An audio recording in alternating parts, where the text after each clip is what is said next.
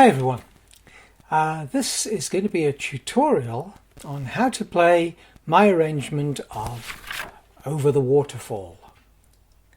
Now you can download this arrangement absolutely free from my website. There'll be a link in the description. It's kenmiddleton.co.uk and I think it's / free tabs or something like that. It'll be in the description anyway. So the tune is called Over the Waterfall. It's an old Celtic tune.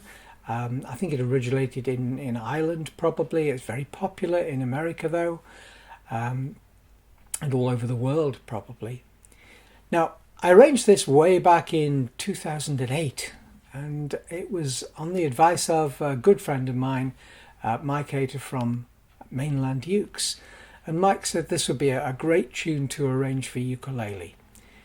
There weren't many people arranging Celtic music in those days for ukulele, so I was happy to do this. I tried to do as many as I could. Many of them are still free arrangements that you can get from my website. This one has proved to be pretty popular. Now, if you want to listen to it, rather than clutter up this video with a long arrangement, a long performance of it, I suggest you go to the original video from 2008 and listen to it through. Maybe the first thing you could do is actually just play the chords through with my arrangement or my version of it. That would work really well. It would introduce you to the tune and get you used to the sort of sound that we're trying to create. When you have downloaded this, you will see that it's arranged for an instrument with high G tuning, so it's G, C, E, A, with the high G, the reentrant tuned instruments. So that would be the soprano, reentrant tuned concert, or tenor. Now, some people like to tune their baritones to G, C, E, A tuning, and that would work fine as well. The problem is if you normally play low G tuning. Now you could play it with low G tuning, it's not going to sound absolutely right because I've arranged it with the idea of high G tuning, but give it a go if you want to. So you can play it on pretty much any of those instruments. You can also play it on a baritone in baritone tuning, D, G, B, E tuning. What you'd have to remember though is to change the chords so that the first chord would be, let me think. Yeah, the first chord would be a chord of G rather than a chord of C. So you'd have to change the key, as simple as that. Now, let's start with the first phrase. The first phrase goes like this.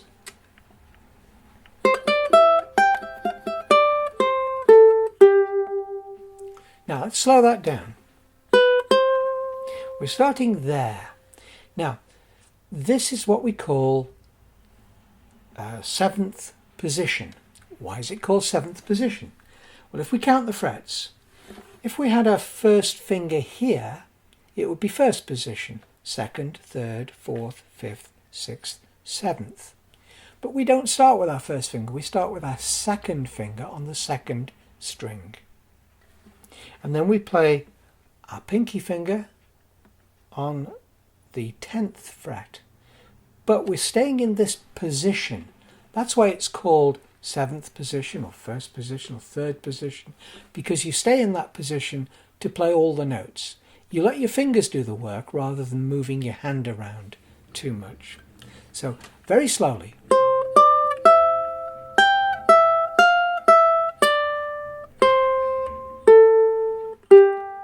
See, my hand hasn't moved at all, just using the correct fingers.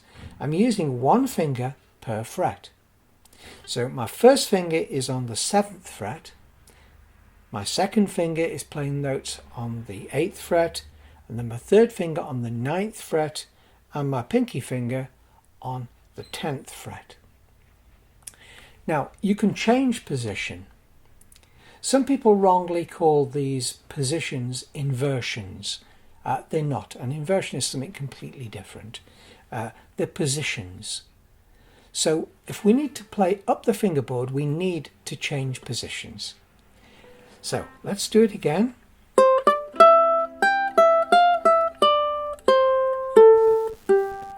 I'll try and play it with my fingers out of the way.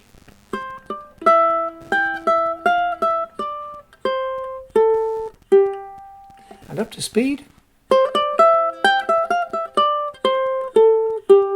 Now you can go faster than that if you wish. The next bit is a little bit of a fill. But before we get to that bit, let's just discuss the very beginning. First of all, I've give it a straight feel rather than a swing. So you could conceivably play it like this. Dum da dum da dum da dum. Really, a reel should be a straight feel. There's another tune called a hornpipe, which would be would have that lilting swing to it. So straight feel. Second thing, there are two notes that are played before the first bar, just here, and that's what we call. Technically, we call it an anacrusis. In England, we call it an upbeat. In America, you call it a pickup. It's basically one or more notes that come before the first full beat of the first bar. But you can get an upbeat in other phrases later in the tune as well. In fact, if you have an upbeat at the beginning of the piece, at the end of the fourth bar, you'll have an upbeat leading to the fifth bar, normally, anyway. And that applies to all kinds of music, not just Celtic music. Anyway, this is what we do. We're heading for that third note with the first finger, because that's the first beat of the first full bar. It needs to be a little bit stronger. What comes next? Let's have a look. We get this little bit of a fill that I mentioned before.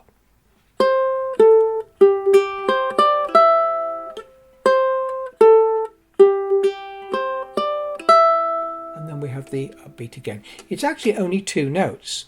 Listen to it in context.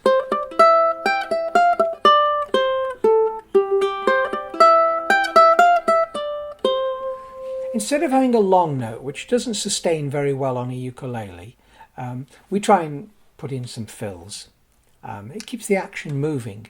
You can play this tune, by the way, on your own, just like this, as I did on the original recording, or you can play it with other people playing the chords. You can play the chords, of course, on any instrument. It's in the key of C. So you could play it on the guitar, you could play it on a mandolin, you could play it on another ukulele, of course. Probably another ukulele is the best thing you could do. So you have two of you could play the piece together. You can put the bass notes in on a so-called bass ukulele. It's actually a small bass guitar, but or small electric bass, shall I say, rather than guitar. You can put those bass notes in, the C, and then followed by a G, and so on.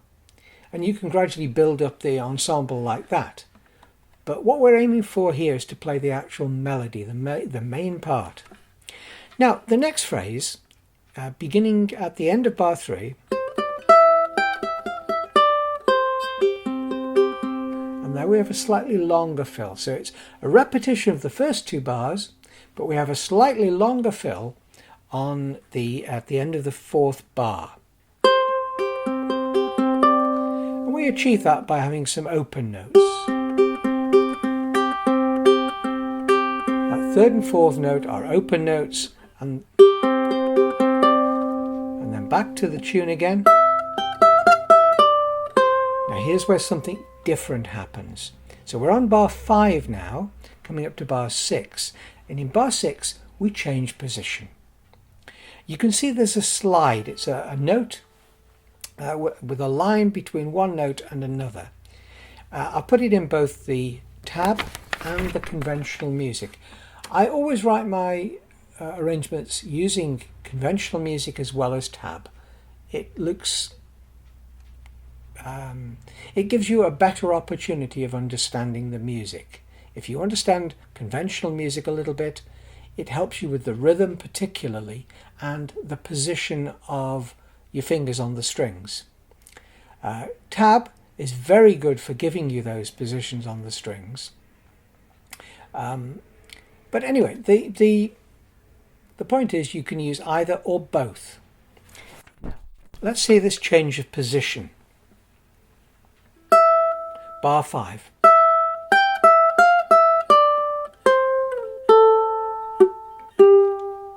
I'm going from that position to 4th position. 1, 2, 3, 4. And I'm using the same finger to do the slide, and I'm playing both notes. I'm actually striking both notes or plucking both notes.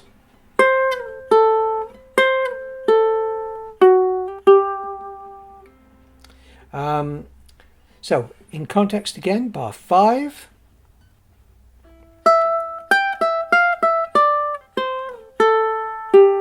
Pinky finger there. And I've moved now, you can see, to 1st position.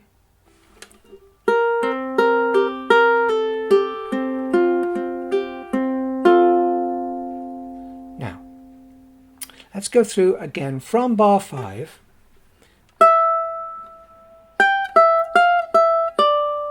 Slide down to 4th position, and then open strings, and it gives you a chance to move down to 1st position.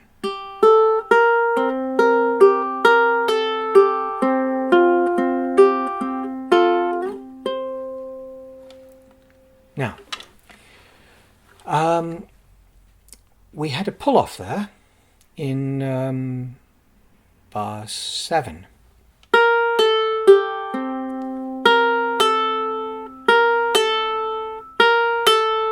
Now, don't do it as dramatically as I'm doing it. It shouldn't be much movement at all with the finger. Remember, when you move your fingers away for any reason, you've got to move them back to get the next passage of music. So the idea of using your fingers in the left hand is not to move much unless you have to.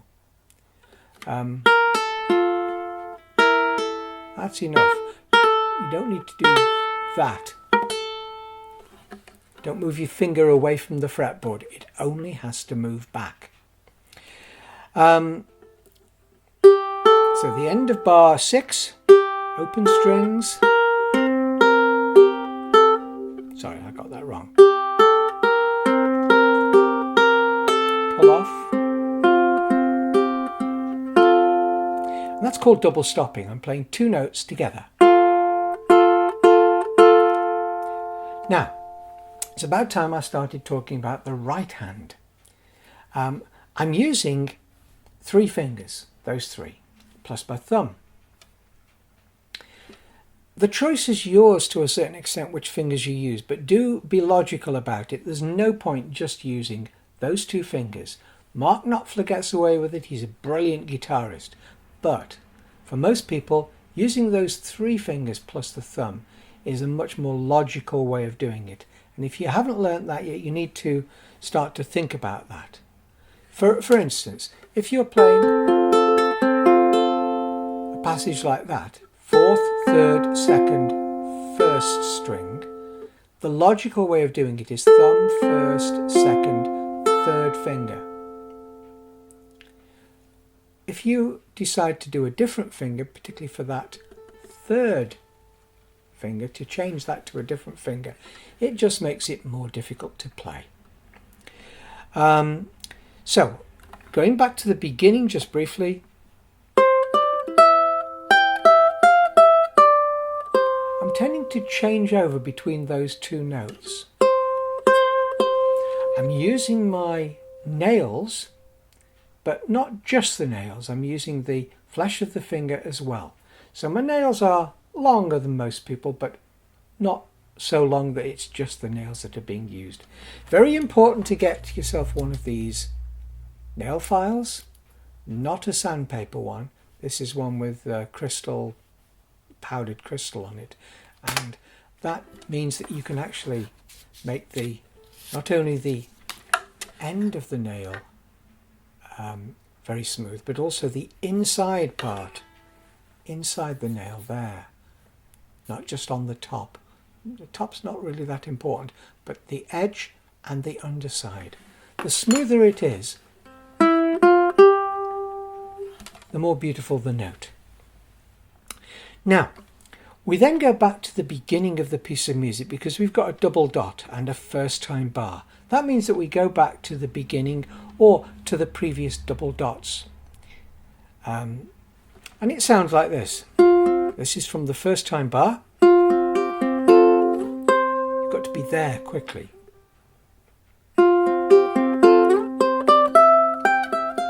We're back to bar 1. For the second time bar, it starts the same, and then we're going into section B. Section B is a different sound.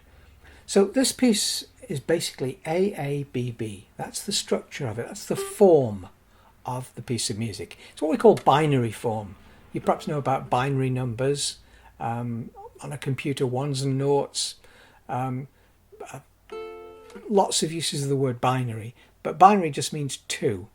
And so a piece of music in binary form is a piece of music that is in 2 sections that are different, although they work together well. So it's A, then A again, because we go back to the beginning. And I've written out both the B parts fully because they do change a little bit. So let's now move on. And now the upbeat, or the pickup, to bar 10.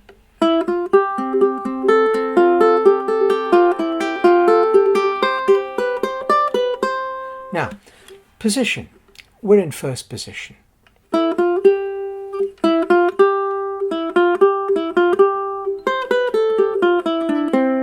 First position, we don't need to move yet, but there is a place though we do need to move, and it's in bar 12. So I'll play it slowly for you. And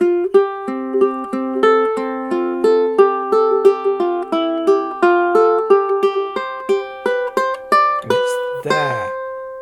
So I've moved up to second position. So I've gone from that third finger on the 3rd fret to the first finger on the 2nd fret. I'm missing that finger out, and there's a reason. It's because I've got to play this passage. I've got to reach up to that 5th fret. So I needed to change position just briefly. Then you can play that, as I said before, like this. 3rd finger, thumb, 1st finger, 2nd finger, 3rd finger. And then there's a repeat of that section that you've just played. But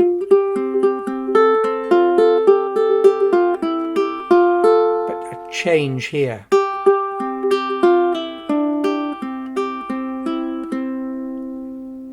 And again, we're back to first position here. And a pull-off in bar 15, in bar 16. Then another pickup.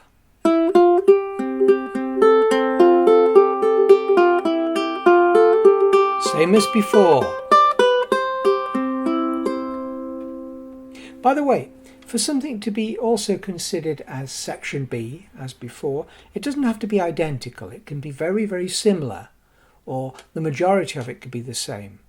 What we're looking at is the way the piece of music, whether it's a piece of dance music from the past, or like a jig, or in this case a reel, or whether it's a piece of instrumental music, or whether it's a song.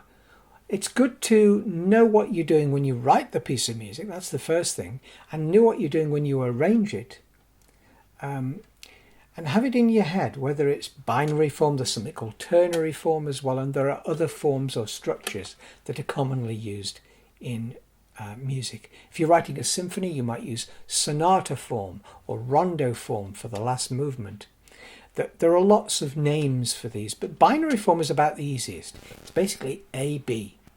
Section A followed by section B. We're repeating section A, that doesn't matter. It's A, B, B. It could be A, B, B, B, B. And those are only labels, remember. It's not in the music. The section A is just what we call it to help us understand the music. Anyway, we're now on the last bit. So from the pickup to bar 18,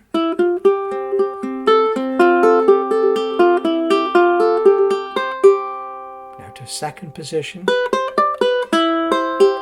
sorry, and the pickup now to bar 22.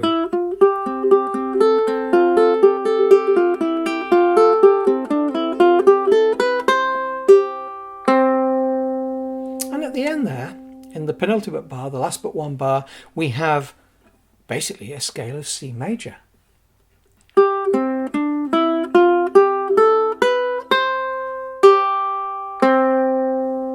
If you want to end it slightly differently, that would be fine. We can see that some of those notes are accented. There's a little sort of arrow shape on the first note and the third beat of the bar. And we end with a crotchet rest. That's because we had an upbeat at the beginning. It sort of makes the whole thing add up to the right length. Now let's just look at that second half again. It's got lots of drone notes in it. That is notes that ring on. There, that one.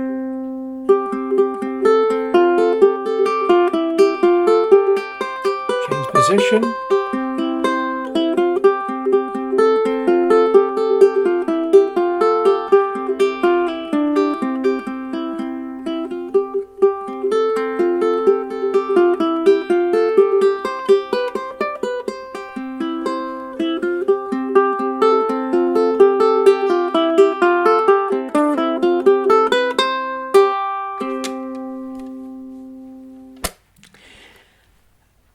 One final thing, maybe it isn't the final thing actually, but one thing has just occurred to me, and that is, when can you change position of your right hand, this hand? The answer is if you want to make a section sound different. So, for instance, you might move up here if you want it to sound quieter.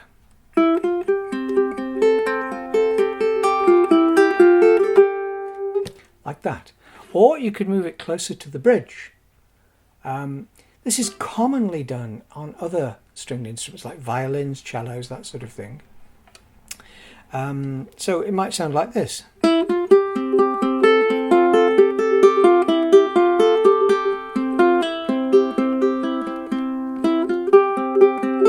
back to the middle, the sort of normal playing position above the sound hole.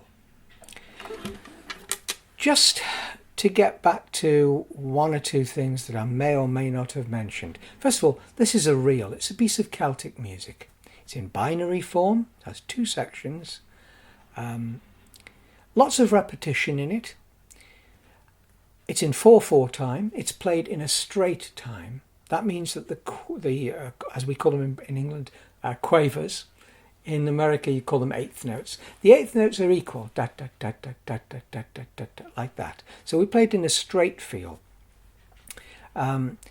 We accent the first beat of each bar because it is a dance piece. We've got to give it that lilting dance-like feel.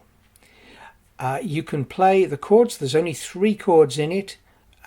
Most of these Celtic tunes can be arranged with just a few chords. It doesn't have to be lots and lots of chord changes.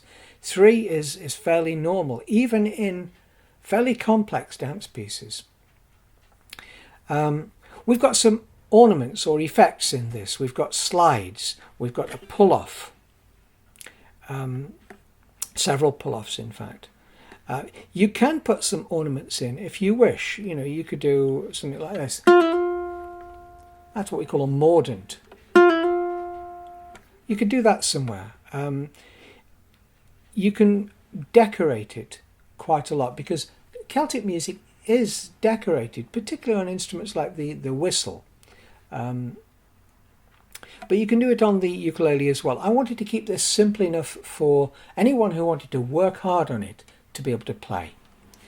You can play it faster than this or slower. I mean, if you played the second half, for instance, at this sort of speed,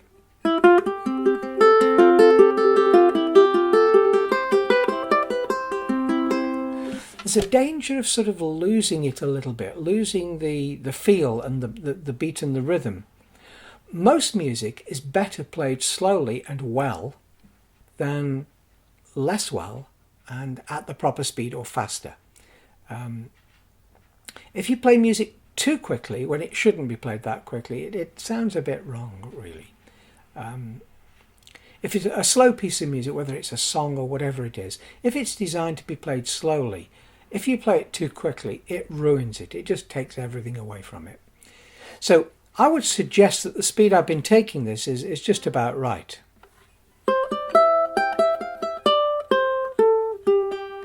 That sort of speed.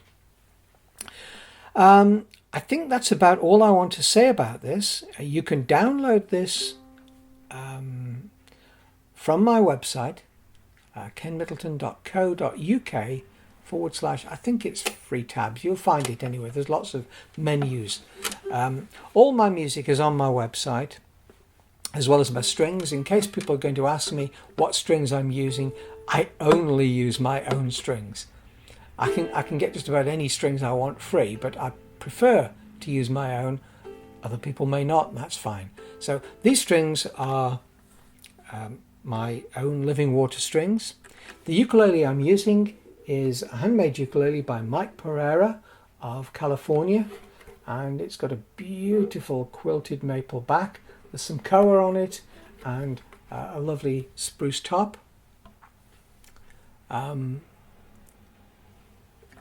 This is just perfect for me to do this kind of music. It just works so well. It's beautifully clear. The intonation is absolutely spot on, of course. It's just a joy to play. Let's see what else I could say. There is, if you want to go into technicalities, in this piece of music, it is in C major. And by the time we get into bar 8, we've actually moved into a different key. We've moved into the key of F major, which is a bit unusual. But these Celtic reels and jigs and so on are full of unusual features, because originally, of course, nobody actually wrote them down. They were just played. They date back a long, long time, many of them.